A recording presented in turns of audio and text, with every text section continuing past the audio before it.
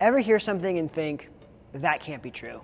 But then in the back of your mind wonder, but what if it was though? Well, imagine learning 4 things and having your life changed. Imagine learning 4 things that made you a person that makes an impact on the world. 4 things that you learned that made your life better and made you not live a small life, but truly live big. Wouldn't you want to learn those 4 things? 4 things that you won't believe are true, but are. Well, stay with us for these 4 videos where we'll talk about 4 things that you won't believe are true, but they are.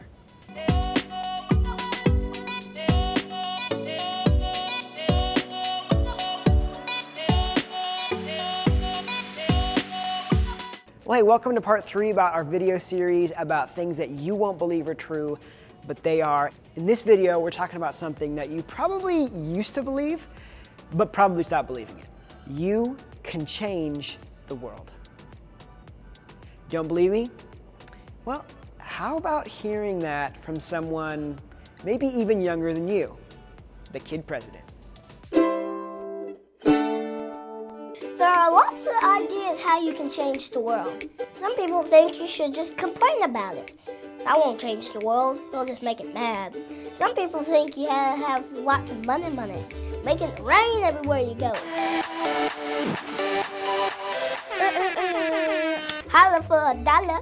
Some people think you have to be really loud and yell a lot. It's like with a bullhorn shouting, "Hey you, yeah you, do it my way right now, you heard?"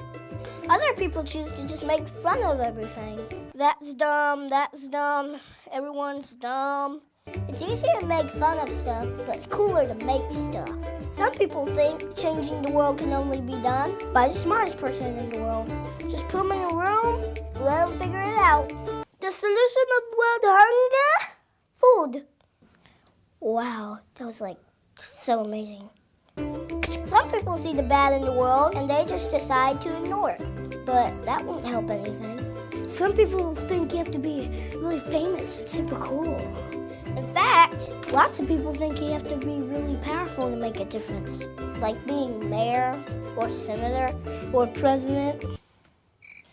But the truth is, a title doesn't make you more important. The world is changed by you.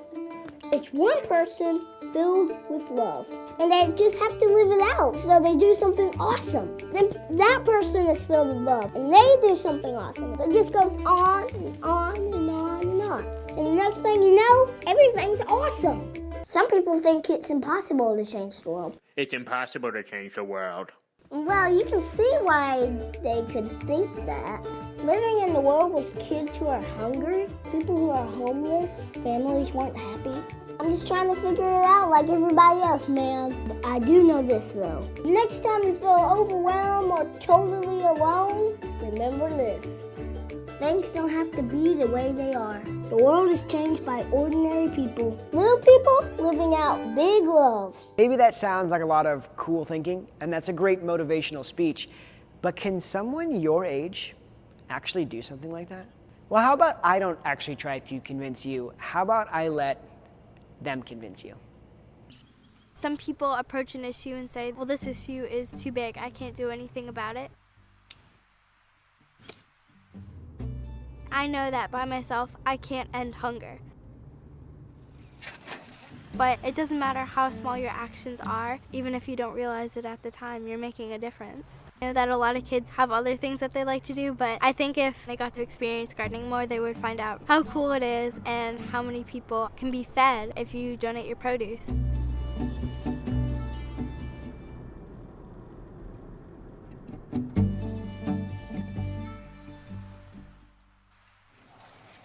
When I was in the 3rd grade, my 3rd grade teacher had signed up for the program where they give cabbages to 3rd grade classes across the country. So I picked out my seedling and brought it home to plant it. I just watered it every day, took care of it. When my friends came over and they're like, "Oh my gosh, Katie, look how big your cabbage is." It just kept on growing until it reached 40 pounds. Thought, well, maybe it'll help to feed a couple of people. I never in a million years thought this cabbage is going to feed 275 people at a soup kitchen. When I looked at the people in line, online, I thought, wow, they're just like my family. For all I know, they could be my family who've fallen on hard times. They served my cabbage with ham and rice. I got to serve it, and I got to see all of the faces in line. Right now, we are at the Pinewood Garden, which is my largest garden. The land that we're on belongs to the school, but they allow me to have a garden here and manage it.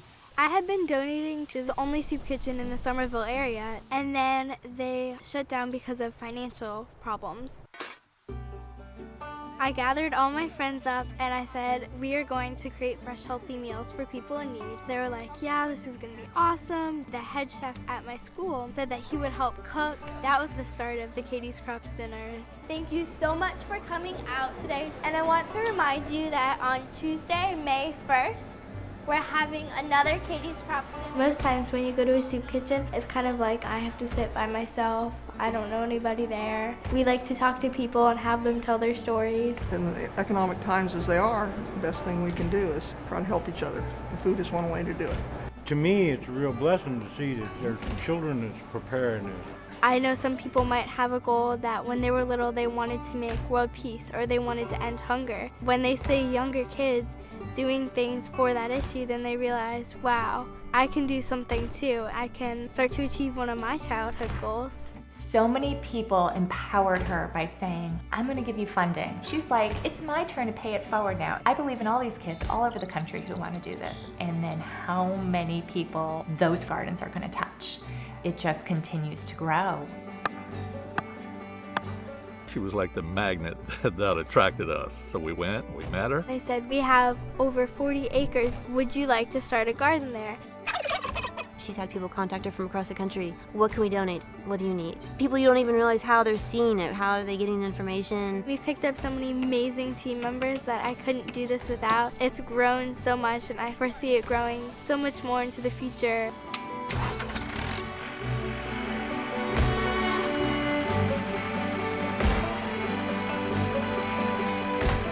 I know that hunger is way too big for one person to take on, but you never know what can grow from just one thing. Katie made this huge impact by noticing there was a need, realizing she could do something about it, and then going after it.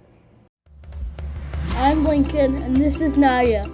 I started My Friend Lincoln because I wanted to bring joy to Lincoln and I wanted to help his family pay medical bills. Having a book written about me was awesome. I could feel good. Some parts can be very scary, some parts can be sad. The most important thing is just to have really good friends. My Friend Lincoln is an organization where kids write books about kids with cancer. When kids write books about their friends, we can tell their cancer story. Families with kids with cancer can read it. It helps kids with cancer. And it brings joy to them. My favorite part about My Friend Lincoln is making new friends. That started right here in Wisconsin. It was someone that saw their friend that needed something, and so they went after it. I'm Jaquil Jackson, and I'm drawn to helping others. Jaquil, how are you doing, man? Pleasure to meet you. Nice to meet you. Tell me a little bit about yourself. So I play basketball, I tap dance, I break dance. Wait, pause, break dance? I hear that you like helping others. Is that true? Yeah, I have an organization called Project I Am. I make blessing bags for those in need that are full of toiletry items, like soap, tissue, socks, things that can help them on a daily basis. How long have you been doing that? Since I was 8 and now I'm 12. How can I help today? Let's go see. Today we're gonna be packing some blessing bags. You get a bag, unzip it, then you just get one of each item. Why and where did you come up with this idea? When I was 5 years old, I went to go feed the homeless, and I didn't understand why they were out there because at 5 years old, I thought everybody had homes. So it was really confusing for me. I went home and asked my parents if I could give them all houses, but we obviously couldn't do that. So I thought of blessing bags. How many blessing bags have you made? Over 30,000. Over 30,000? Over 35,000 now. And I hear you have your own special quote. What is that? Don't wait to be great. Young people do not have to wait until they're adults to start their own thing and follow their passion, because they can do it right now. Once again, someone close to us, Jaquil Jackson, made this tremendous impact. All of these students started small, before it turned into something amazing. But their goal wasn't to have something amazing and change the world. It was just to help someone, to change someone's world. You can change the world. And start by changing someone's world. And how do you do that? Well, all of these kids saw someone who needed some help and encouragement. So where do you see someone who needs some help in your community? And then ask yourself, how can you help them?